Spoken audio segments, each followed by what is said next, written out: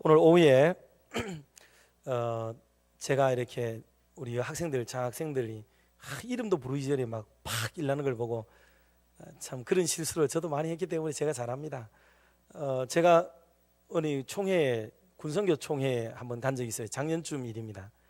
올라갔는데 회계 장로님이 자꾸 제보고 회계 이거 명부를 저한테 자꾸 주는 거예요. 이렇게 주고는 사람 그런 거 있잖아요. 줘놓고 자꾸 이러는 거 있잖아요. 이게 그게 뭔 말인지를 잘 몰랐어요. 그래서 제보고 발표하라는 말인 줄 알았어요.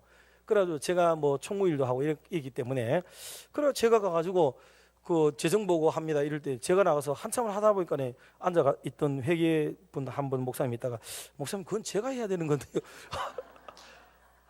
그 사람들 많은데 그 전부 총회 어른들 왔거든요. 진짜 쪽팔려 죽는 줄 알았습니다. 그리고 다시 총무 시간 발표할 시간이 있어서 또 나가가지고 또 하고 그런 적도 있었어요. 여러분들 기죽지 마세요. 오늘 잘했습니다. 장학금은 그 정도로 막 부르기도 전에 나가서 받고 싶어서 티 나고 해야 되지. 그런 마음이 있어야 됩니다. 자, 오늘 너는 내게 부르짖으라 하는 말씀으로 계속 말씀을 좀 나누겠습니다. 미국 그 소니언 박물관이 있다고 해요. 스미소니언 박물관이 있는데 이 박물관에는 세계에서 가장 큰 다이아몬드가 거기에 있대요. 약 뭐 45캐럿 정도 되는 거라는데 저는 이 감이 없어요. 이게 1캐럿만 돼도 돈이 엄청나다면서요. 45캐럿 정도 되는 인도산 다이아몬드인데 이게 돈이 그렇게 비싸답니다. 어마어마하고. 그런데 놀랍게도 이 보석을 소유했던 사람들은 하나같이 다 비극적인 최후를 맞이했대요.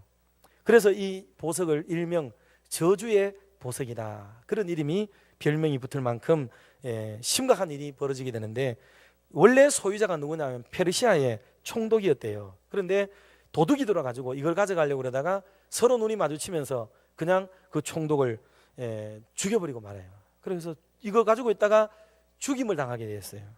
두 번째 소유자가 나중에 가서 가지고 있었는데 결국은 그 사람도 페르시아 왕의 반란군에 의해서 처형을 당하게 되는 그런 비참한 죽음을 죽게 된답니다. 그 후에 프랑스의 루이 14세가 소유했지만은 단 한 번 목에 걸어보지도 못하고 천년 뒤에 걸려서 죽어버리고 말았대요.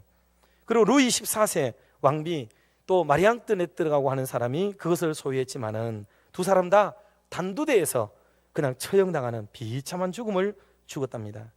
결국 이 부자는, 이 보석은 영국 부자 헨리 필립 포드라고 하는 사람에게 사들여졌는데 이 포드라는 사람 역시 나중에 가면은 집안이 그냥 몰락당하는 그런 비참한 결과를 맞이하고 말았답니다.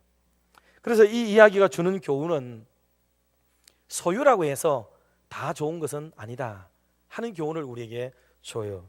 우리 생각에는 모든 것이 넘치고 많으면 좋을 거라고 생각을 하지 않습니까? 그런데 어떤 경우에는 없는 게 더 나은 경우도 우리의 인생에는 실제로 많습니다. 살다가 보면 차라리 없었으면 괜찮을 수 있는 일인데 괜시리 그것 때문에 사고가 나고 문제가 생기고 아픔이 찾아오고 막 힘겨운 그런 일들이 우리 속에도 제법 많이 인생 속에 일어나기도 해요. 그래서 모든 것이 내 인데 있는 것만 좋은 게 아니고 때로는 없는 게 여러분 사실 축복이 되는 경우도 진짜 많습니다.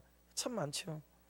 어느 지역이 뭐 개발되면서 그 산간벽지와 같은 곳이었고 남노하고 낙후된 곳이었는데 그 아버지가 남겨준 유산 때문에 벼락부자가 되었죠, 형제들이. 그런데 그 돈을 가지고 잘 나눠가지고 썼으면 됐는데 형제들끼리 칼로 죽이고 찌르고 하다가 다 죽어버리고 비참한 결과를 맞이하는 일들이 실제로 우리의 그 7, 80년도에 정말 이런 일들이 많았었지 않습니까? 막 국토가 개발되면서 막 이런 일들이 엄청 많이 일어났었죠.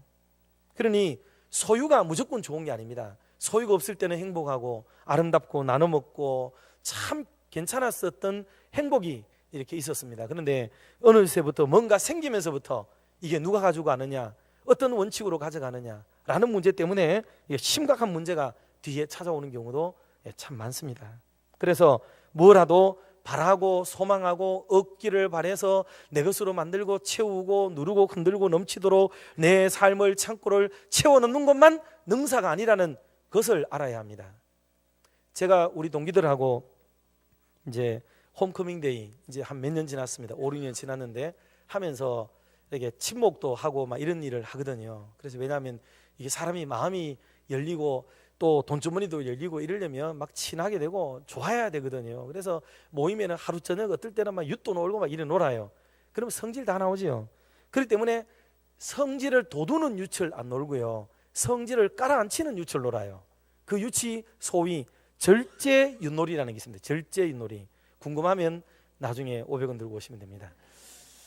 절제 윷놀이는 막 윷을 자기 마음대로 놀아요. 계속 한 사람이 막 놀아도 돼요. 그런데 어느 점수가 나중에 가는데 윷말이 뭐 하나가 윷가락이 탁 뒤집어지면은 앞에 있던 게 다 그냥 없어져 버리는 게 될 수 있어요. 그래서 되게 조심하고 어느 정도 나오면은 자제를 하고 절제를 해야 돼요. 그냥 끝도 없이 잘 나온다고 놀다 보면은 말짱 도루묵이 돼버리는 거예요. 그래서 그 허탈감과 그런 것들을 느끼게 만드는 윷놀이가 돼요. 그래서 아마 벌써 그런 윷 놀았던 집이 있네요. 벌써 한번. 그래서 사람에게는 정도의 법이라는 게 대단히 중요해요. 정도의 법. 이 정도면 됐다, 이 정도면 갈 만큼 했고 이만큼 하면 됐다라고 여길 수 있는 어느 정도의 적정선에 대해서 만족할 수 있는 신앙과 인생의 가치관이 우리에게는 제법 필요합니다. 그래서 하나님께 대하여도 여러분 똑같습니다. 하나님은 우리에게 무한정 주실 수는 있어요. 그럴 능력이 계시고 그런 것을 가지고 계십니다. 그런데 계속 달라고만 해서 다 줘버리게 되면 진짜 그 사람이 좋은 게 될까요? 우리가 원하는 대로 하나님이 계속 주신다, 그게 정말 좋은 하나님이 되실까요? 저는 그런 하나님이 좋은 하나님이라고 여기지 않습니다. 모든 걸 줄 수 있는 능력이 있어도 자제하고 억제하고 절제하고 정도를 배우게 만들어줄 수 있는 신이 진짜 좋은 하나님이지, 무한정 그냥 쏟아부어 준다고 그게 좋은 거냐? 절대로 그렇지 않습니다. 사람은 먹는 것도 절제가 돼야 되고, 가는 것도 절제가 돼야 되고, 하는 것도 절제가 돼야 되고, 빼는 것도 절제가 돼야 되고, 안 하는 것도 정도껏 해야 되고, 모든 것들이 다 정도껏 해야 됩니다.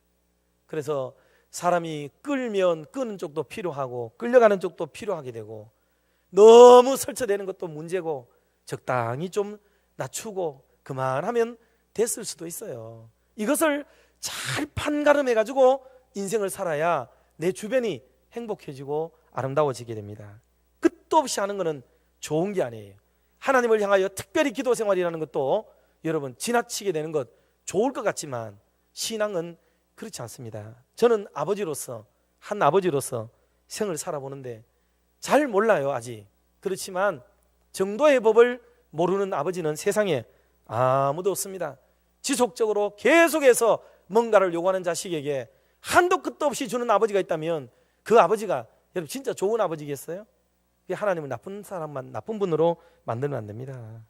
그래서 신앙은 이거를 깨우치게 되는 게 돼야 여러분 사실은 신앙이 좋은 수준에 올라가게 되고 품이 있고 격조 있는 인생을 그제서야 살게 되는 거예요. 이것을 배워야 됩니다. 그리고 오늘 예레미야를 통해서 주시는 하나님에 대한 부분들을 성경은 몇 가지로 얘기를 하셨어요. 몇 가지를 말씀을 나누겠는데, 첫째 소제목을 보면 낫게 해주신다 그랬습니다. 하나님은 저와 여러분의 아픔, 상처, 힘겨움, 이런 고통의 부분들, 그런 부분들을 하나님 우리를 치료해 주시고 낫게 해주시는 하나님이신 줄 믿으시기를 바랍니다. 6절을 보면은 그렇게 말씀했어요. 6절 다 같이 한 번 더 봅시다. 그러나 보라, 내가 이 성읍을 치료하며 고쳐 낫게 하고 평안과 진실이 풍성함을 그들에게 나타낼 것이며. 아멘. 하나님이 우리가 생각할 때 그냥 하나님이 계시면 아프게도 마셔야지, 아프게 하지도 말고, 그게 하나님이어야 되는 거 아니겠어요? 낫게 하신다는 말의 이면에는 뭐가 들어있느냐 하면 하나님은 아프게도 하셨다가 낫게 하신다 뜻이에요. 성을 건축한다는 말은 그 성이 허물어지도록 하나님이 그냥 계셨다는 뜻이에요. 물론 하나님이 하신 건 아닐 수 있어요. 어떤 경우는 하나님이 하시기도 하고. 그래서 우리 인생에 하나님이 우리를 치료하고 낫게 하고 싸매어 주시고 막 이렇게 한다는 게 그쪽 면만 보게 되면 그거밖에 안 보여요. 그거밖에. 그런데 하나님이 우리를 왜 낮추셨고, 왜 엎드리게 만들고, 왜 고난을 겪게 만들고, 왜 이런 시련을 겪게 만들고, 왜 나를 이렇게 낮추시는지, 그거를 깨닫는 게 원래는 더 중요한 신앙이에요. 그거를 빨리 깨달을수록 하나님의 은혜에 더 사실은 가까워지게 되는 거예요. 싸매주고 낫게 하는 거는요, 그건 달리는 거예요. 저도 우리 애들이 있지만은 아버지로서 뭐라 할 때는 막 뭐라 해야 되잖아요. 나무라 할 때는 나무라 해야 되고 굳이될 때는 굳이해야 될 거 아니겠어요. 그게 돼야 그 다음에 아이를 위로하고 싸매어주고 감싸주고 용서하고 그렇게 되는 것 아니겠어요? 하나님이 낫게 하신다는 말의 의미는 절대적으로 낫게 한다는 의미로만 해석을 하게 되면 성경을 반쪽밖에 안 보는 거고 내가 원하는 것만 보는 시각이 열리게 될 뿐이에요. 그런데 하나님은 때로 나에게 이런 고난을 주고 질병도 주고 고통도 주시고 이런 힘겨움도 내게 주시고 있구나 라고 깨닫고, 그러면서 우리는 서로 그것을 통해서 하나님 앞에 내가 어떻게 살아야 될 것인가를 배우게 되는 그 지혜로움이 그 속에 있게 됩니다. 아이들은 병이 들면서 낫는다고 그러잖아요. 잘 큰다고 그러잖아요. 한번 병 치료를 하고 나면 애들이 막 지혜롭게 되죠. 얼마나 또릿또릿해지고 밝아지고 애들이 막 좋아지는지, 그러면서 인생을 하나 배우는 거죠. 다음에는 조심하게 되고, 한번 딱 뒤어보면 다음에는 뜨거운 게 뭔지를 경험하게 되고, 한번 비워보면 날카로운 게 뭔지를 알게 되고, 한번 때려보면 무딘 게 얼마나 아픔을 가져오는지를 경험하게 되죠. 이런 일들을 통해서 인생이 하나하나 배워가는 거예요. 그리고 그 속에서 치료와 회복이 되어지는 것을 경험하면서 하나님이 지나치게 오랫동안 우리를 이렇게 만들지 아니하시고 때가 되면 싸매어 주시고 낫게 하고 회복시켜 주시는구나. 그리고 그제서야 회복이라는 게 얼마나 중요한 단어인지를 알게 되고 낫는다는 게 얼마나 행복인지를 알게 되고 배우게 되는 거죠. 그런데 아픔을 경험하지 않는 사람은 이게 낫는 게 뭔지, 괜찮은 게 뭔지를 모르게 될 수도 있는 겁니다. 그래서 하나님은 이런 일들을 잘 하시는 거죠. 요즘은 의학에서도 색각병리학이라는 게 있대요. 색각병리학. 이거는 뭐냐면 색의 모양을 딱 보면은 그 사람이 어떤지를 알아차리는 거예요. 딱 사람 얼굴 보고 눈빛 보고 푸르다, 또 이렇게 누렇다, 허옇다, 검정색이다 이렇게 보이면 대부분이 짐작하죠. 사람들 다 알잖아요. 자, 물어봅시다. 제 얼굴이 지금 시커매요. 그러면 뭐지요? 탔어요? 제 얼굴이 이렇게 시커먼 병색을, 사람이 시커매면은 뭐가 나쁘다 그래요? 다 알잖아 말이에요. 이게 각색병리학이 이미 보편화됐다니까요 벌써. 예, 사람의 얼굴이 누르면은 뭐 있죠, 그죠? 예, 누름이 있습니다. 사람 얼굴이 창백해지고 허여면 뭐예요 또? 다 안다 카니. 여러분, 우리가 사람을 보고도 이 정도로 중대한 내용들을 어느 정도 딱 들으면은 지식과 정보를 가지고 아는데, 상천하지에 홀로 한 분이시고 우리 인간을 지으신 하나님이 척 보면은 우리를 모르시겠어요? 우리의 상황과 형편과 처지를 하나님이 다 아시는 줄 믿습니다.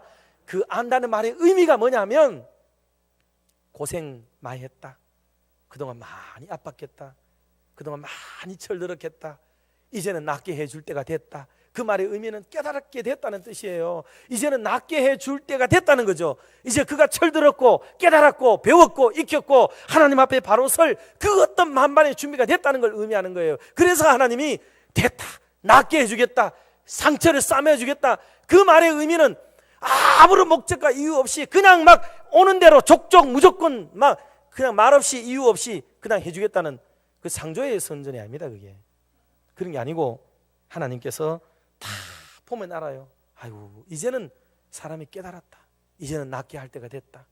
그런 의미에서 하나님이 낫게 해주시고 싸매어 주시고 상처를 보듬어 주시고 그런 의미로 성경이 쓰여진 거예요. 그런데 이게 성경 큐티하는 분들은 그런 걸 따지지 않아요. 문맥이나 깊은 뜻을 보지 않고 그냥 하나님이 낫게 해주신다 그랬다, 이것만 딱 붙드는 거예요. 그거 말고 그 속에 그 내면의 내용들을 우리가 더 깊이 이해해 보면 정말 이게 이런 거구나라고 깨닫게 되어지고 내가 아직도 하나님 앞에 부족한 것들도 더 깨달아야 되겠구나 하고 우리 집에 우한과 환난과 질고와 상처와 아픔과 이런 문제들이 생겨올 때에 그걸 빨리 기도 중에 깨닫게 되어지고 하나님과 약속한 것도 생각해보고 서운한 것도 생각해보고 그렇게 해서 뭔가 내가 바르지 못하고 떠나 있는 것, 멀리 있는 것, 돌아선 것, 부족한 것, 너무 과한 것 이런 것들을 잘 빨리빨리 돌아봄으로써 하나님 앞에 낫게 해주시는 하나님 앞에 제때 적중하게 돌아가고 그 낫게 해주시겠다는 은혜의 말씀에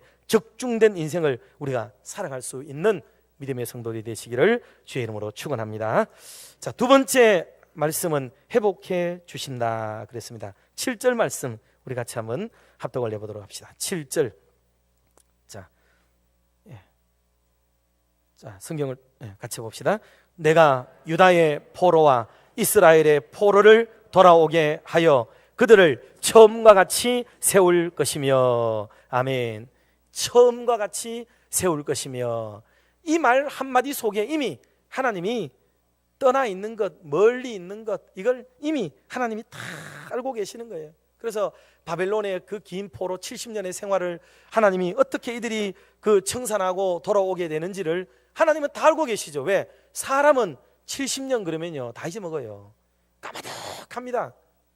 어제 같은 것도 있지만 사실은 다 내용과 의미와 목적을 다 몰라요. 그런데 하나님은 어제나 오늘이나 동일하신 하나님인 줄 믿습니다. 그러다 보니 하나님은 늘 동일하기 때문에 이 목적 하에 있는 거예요. 70년 포로를 허락했던 이유, 그 다음에 지금 다시 돌아오게 되는 목적과 이유, 또 그들을 데리고 와도 괜찮을 수 있는 형편, 정황, 상황, 입장, 이 모든 얘기들을 하나님은 다 읽고 계시는 거죠. 그게. 그러니 하나님은 이제 회복시켜도 문제가 없는 거예요. 다 알고 계시거든요. 척 보면 압니다. 누가복음에 보면 아들 하나가 둘째 아들이 집을 나가는 말씀이 나와요. 그래서 아버지를 떠나서 자기에게 돌아올 분깃을 일찍 받아가지고 갑니다. 참 멋있는 자기만의 생애가 시작이 됩니다. 어차피 받을 것 땡겨 받았으니 지혜로운 거고 돈 있으니까 한번 해보고 싶은 것 다 해보는 거죠. 그런데 주변은 점점 떠나가 버리고 그러니 돈도 떨어지고 신발 떨어지고 인심 떨어지고 친구 떨어지고 다 떨어져 나가지 않습니까? 그때 이 아들이 깨닫게 되는 거예요.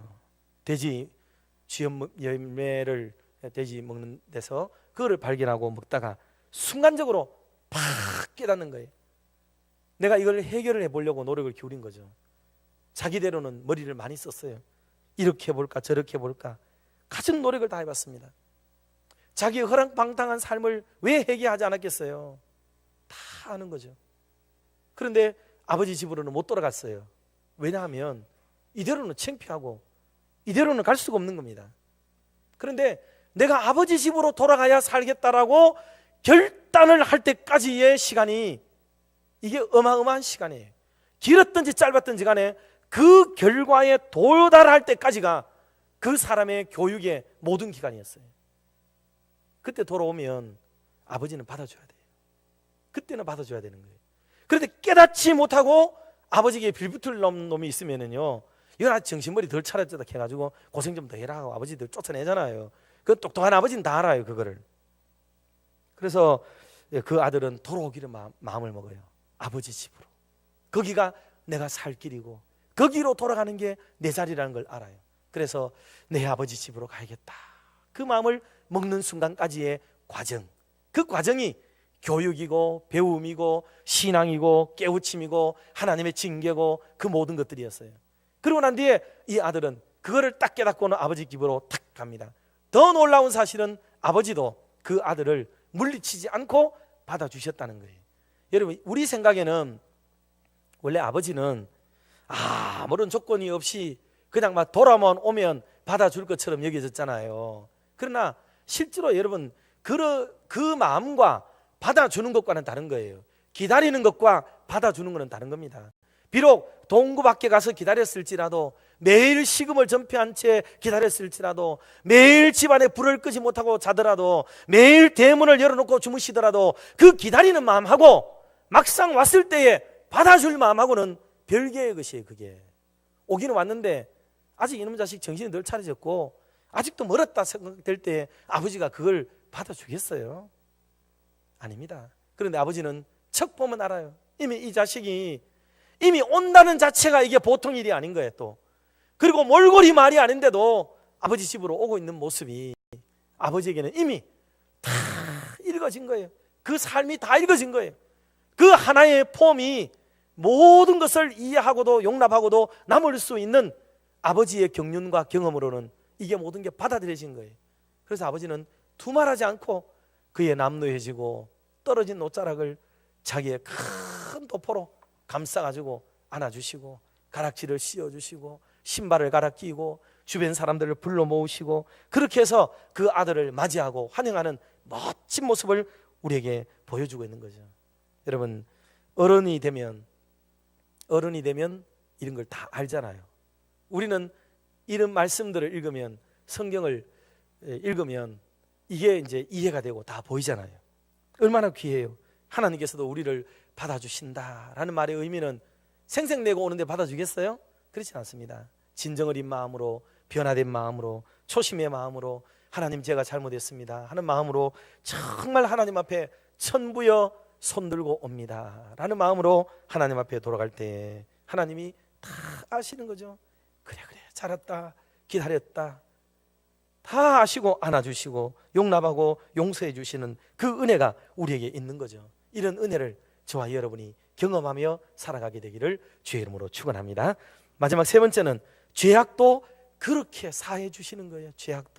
죄라고 하는 것도 다 그렇게 해결해 주시는 거죠. 본문 8절 말씀 우리 같이 한번 더 합독을 하도록 하겠습니다. 8절 봅니다. 내가 그들을 내게 범한 그 모든 죄악에서 정하게 하며 그들이 내게 범하며 행한 모든 죄악을 사할 것이라. 아멘. 내게 범한 죄잖아요. 하나님께 범한 죄.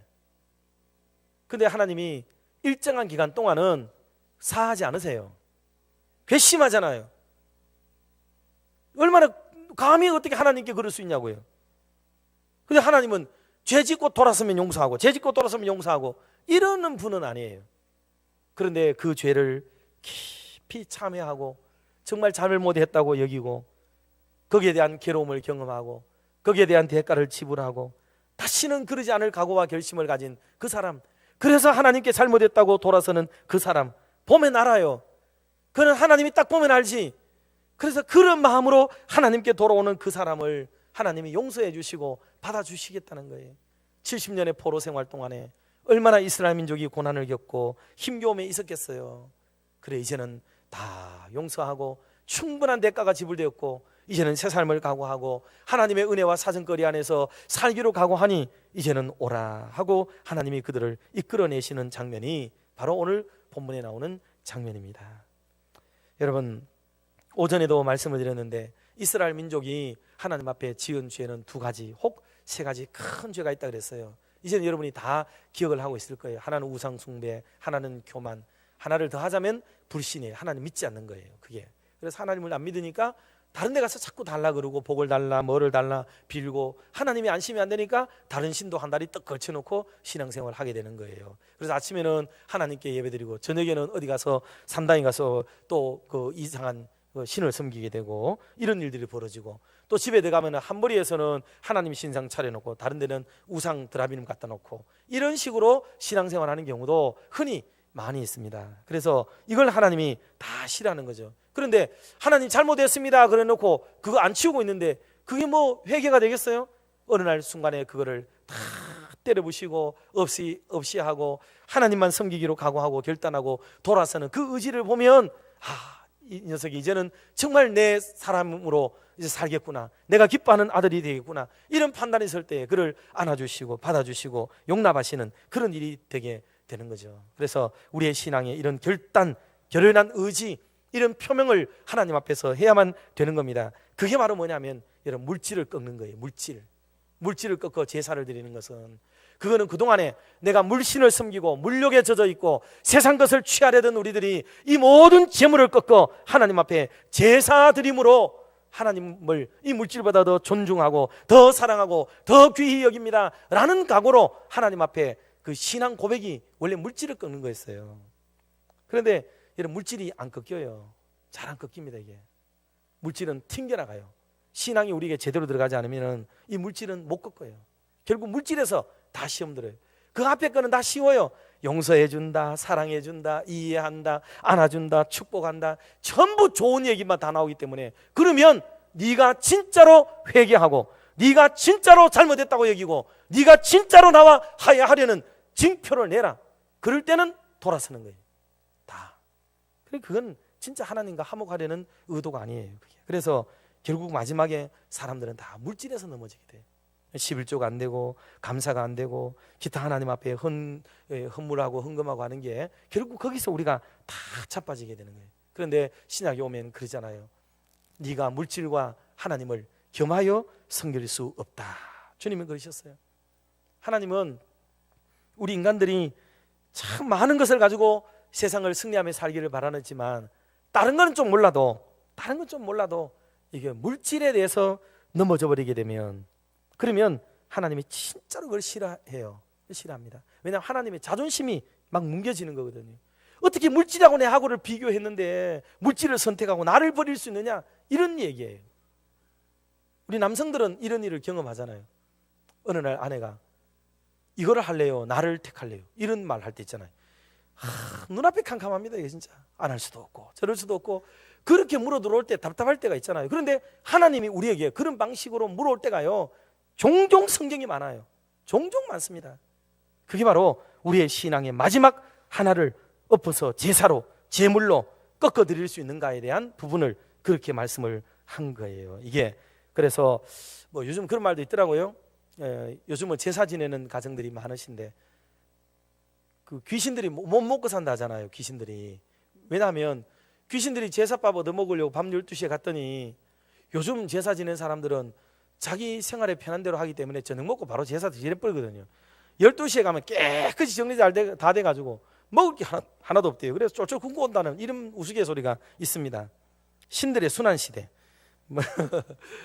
이건 뭐 그냥 하는 말이고요.